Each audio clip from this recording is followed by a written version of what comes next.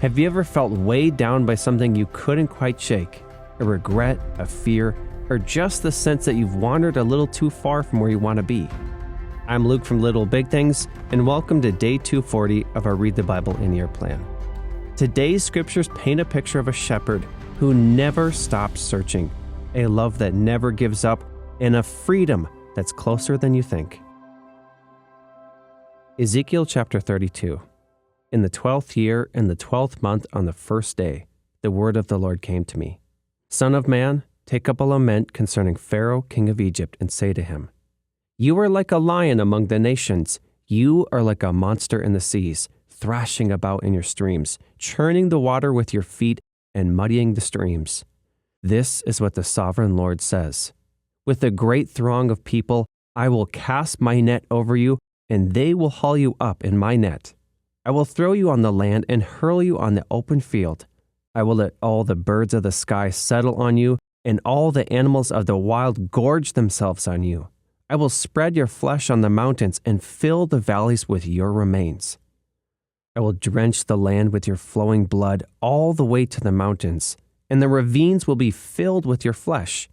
When I snuff you out, I will cover the heavens and darken their stars. I will cover the sun with a cloud, and the moon will not give its light. All the shining lights in the heavens I will darken over you. I will bring darkness over your land, declares the sovereign Lord. I will trouble the hearts of many peoples when I bring about your destruction among the nations. Among lands you have not known, I will cause many peoples to be appalled at you, and their kings will shudder with horror because of you when I brandish my sword before them. On the day of your downfall, each of them will tremble every moment for his life. For this is what the sovereign Lord says. The sword of the king of Babylon will come against you. I will cause your hordes to fall by the swords of mighty men, the most ruthless of all nations. They will shatter the pride of Egypt, and all her hordes will be overthrown. I will destroy all her cattle from beside abundant waters, no longer to be stirred by the foot of man or muddied by the hoofs of cattle. Then I will let her waters settle and make her streams flow like oil, declares the sovereign Lord.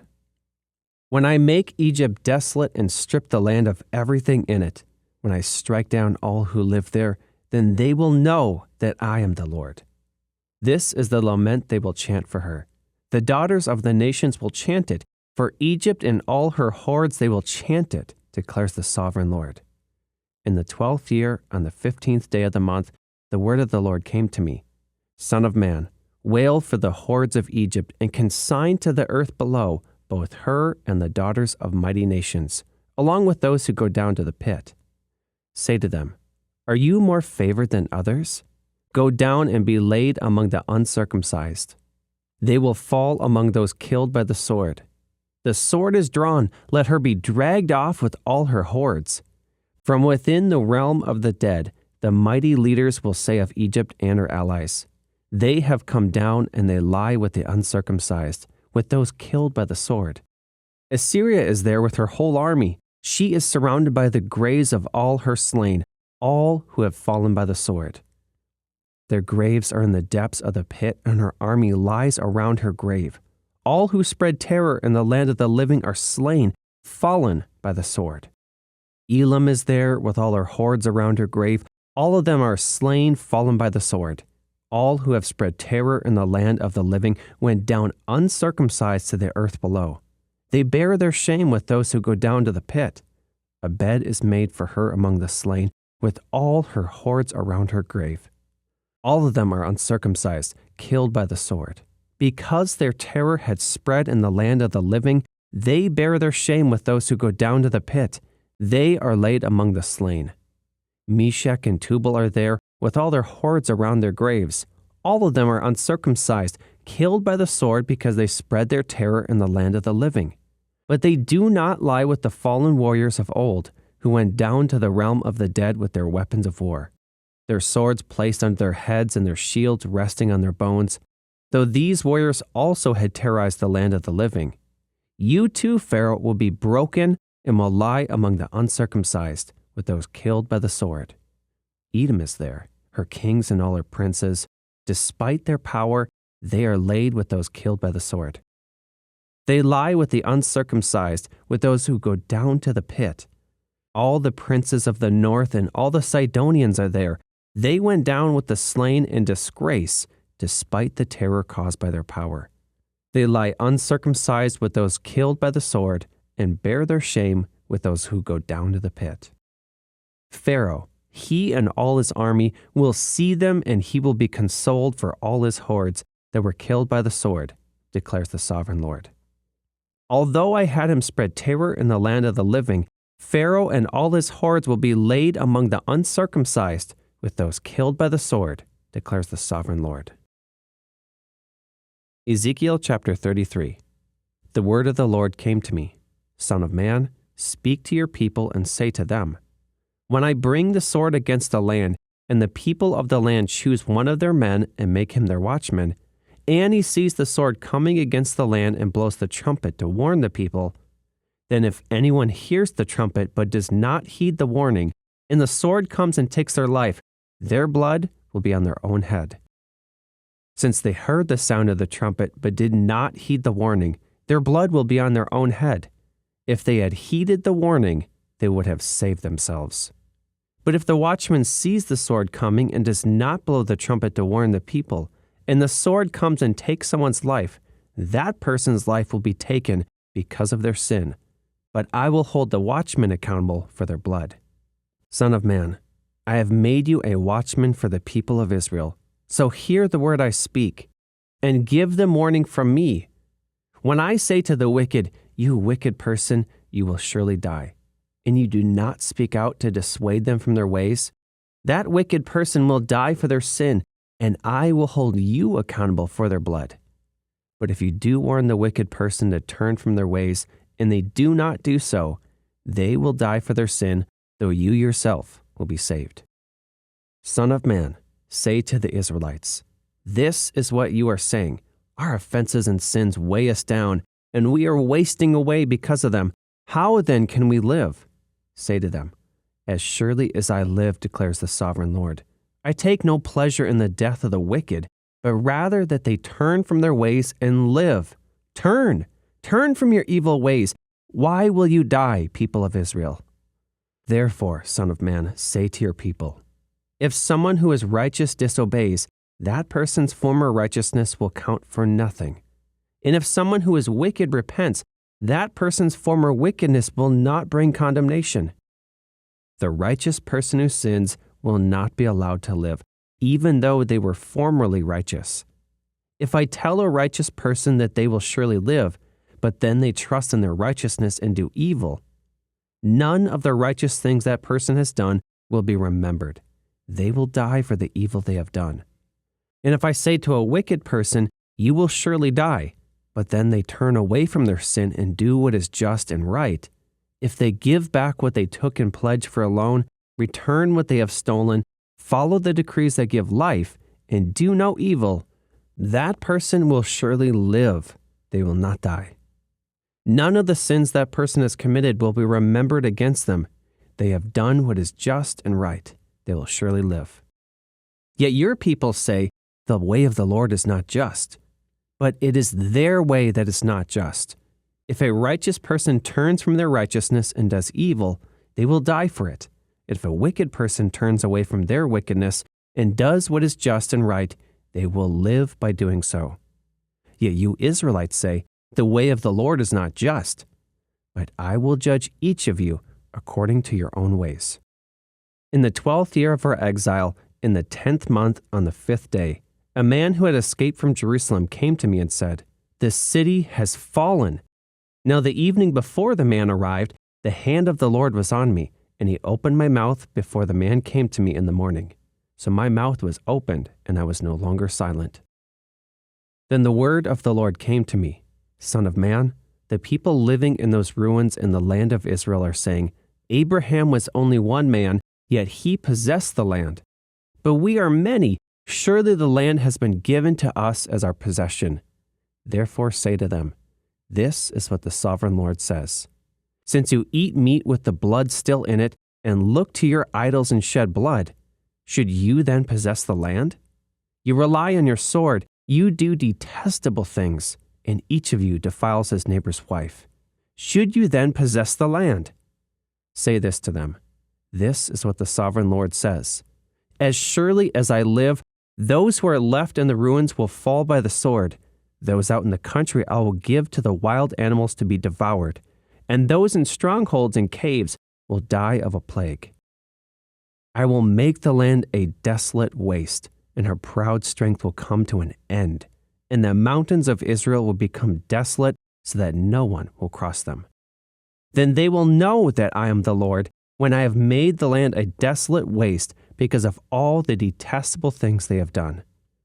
As for you, son of man, your people are talking together about you by the walls and at the doors of the houses, saying to each other, Come and hear the message that has come from the Lord.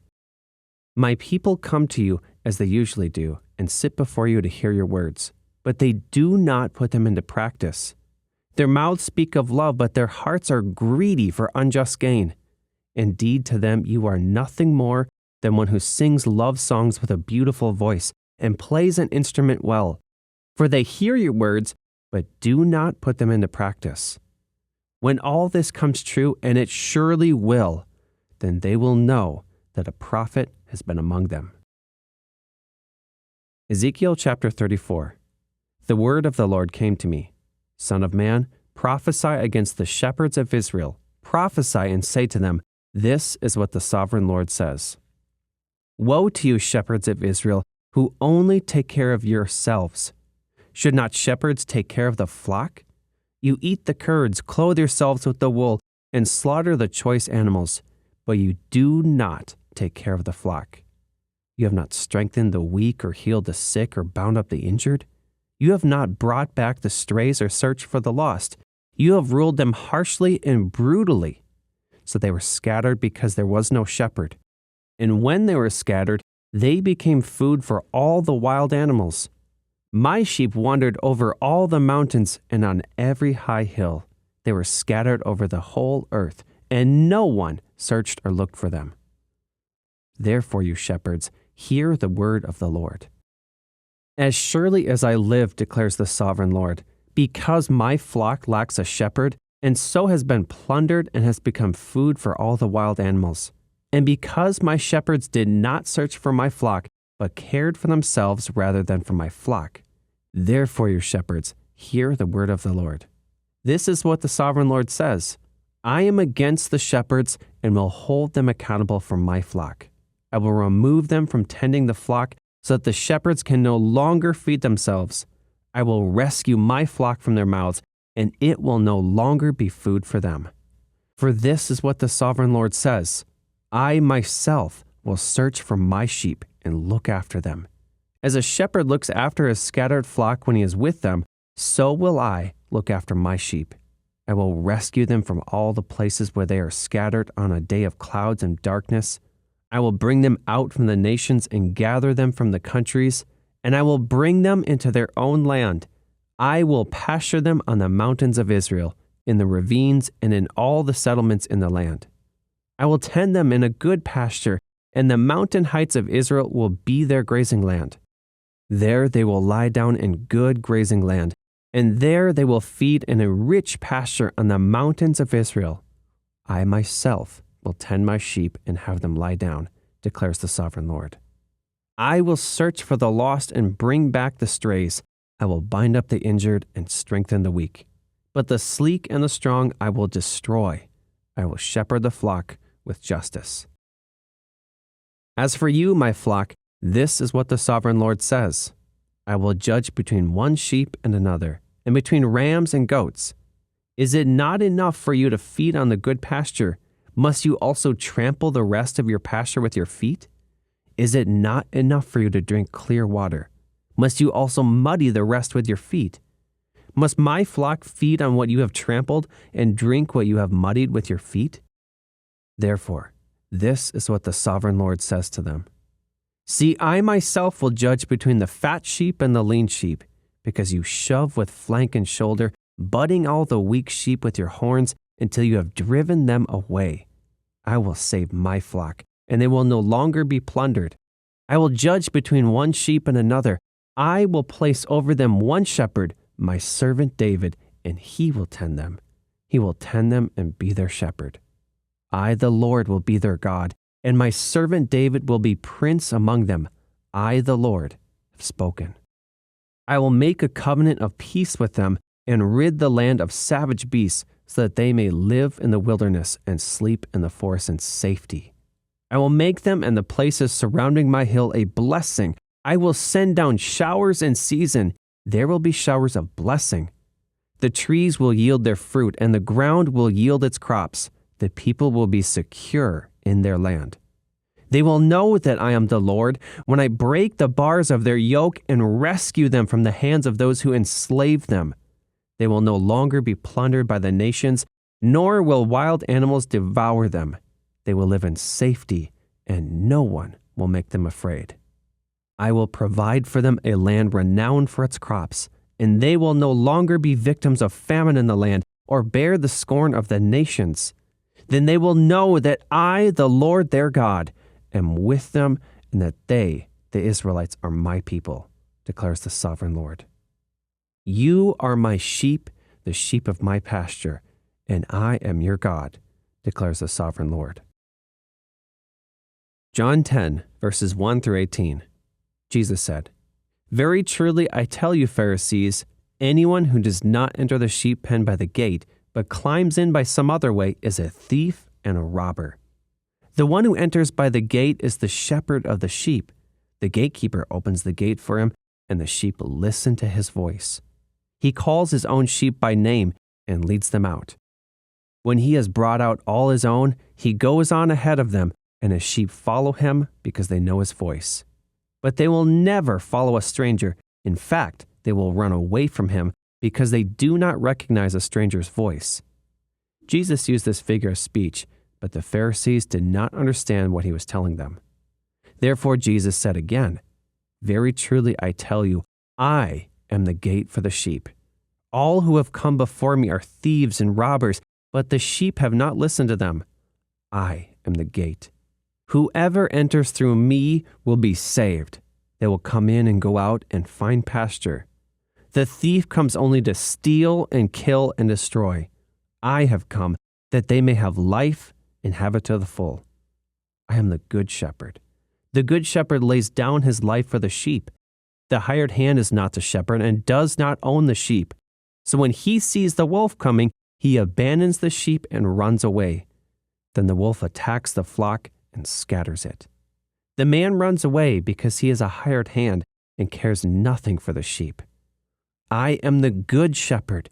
I know my sheep, and my sheep know me, just as the Father knows me, and I know the Father, and I lay down my life for the sheep. I have other sheep that are not of the sheep pen. I must bring them also. They too will listen to my voice, and there shall be one flock and one shepherd. The reason my Father loves me is that I lay down my life, only to take it up again. No one takes it from me, but I lay it down of my own accord. I have authority to lay it down and authority to take it up again. This command I received from my Father. If fear of failure has been holding you back or making you feel stuck, you're not alone. Our video, Fear of Failure, Jesus Came to Give Us an Abundant Life, explores how Jesus, the Good Shepherd, invites you to let go of fear and step into the full, joyful life he has for you. Watch now at myfaithvideos.org and discover how to live boldly, loved, and free. Psalm 23. The Lord is my shepherd, I lack nothing. He makes me lie down in green pastures. He leads me beside quiet waters. He refreshes my soul. He guides me along the right path for his name's sake. Even though I walk through the darkest valley, I will fear no evil, for you are with me. Your rod and your staff, they comfort me. You prepare a table before me in the presence of my enemies. You anoint my head with oil. My cup overflows. Surely your goodness and love will follow me all the days of my life, and I will dwell in the house of the Lord forever. I once heard about a sheep that had got lost in the hills of Tasmania for nearly 7 years. When they finally found him, his fleece was so overgrown and matted that he could barely move. He had survived, but just barely. And when his shepherd sheared off all that weight, it was like watching freedom return. He could run again, breathe again, be himself again. Maybe you felt like that, carrying the weight of being lost too long. Not physically lost, maybe, but spiritually or emotionally worn down, quietly drowning under the fleece of all you've held on to for years. Perhaps it's guilt no one else knows about. Maybe it's shame over past decisions, or fear that you'll never be enough. Maybe you've kept performing, achieving, smiling, while feeling numb inside.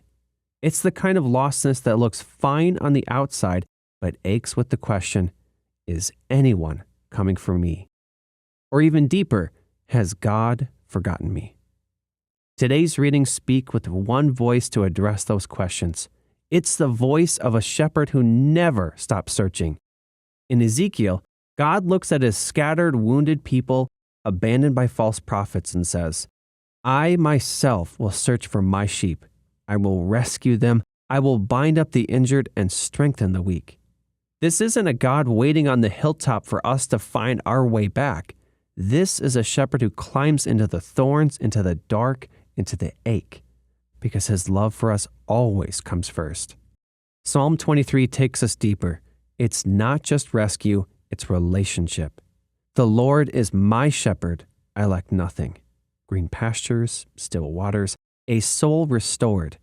Even in the valley of death, the sheep isn't afraid, not because the valley is easy, but because the shepherd is near.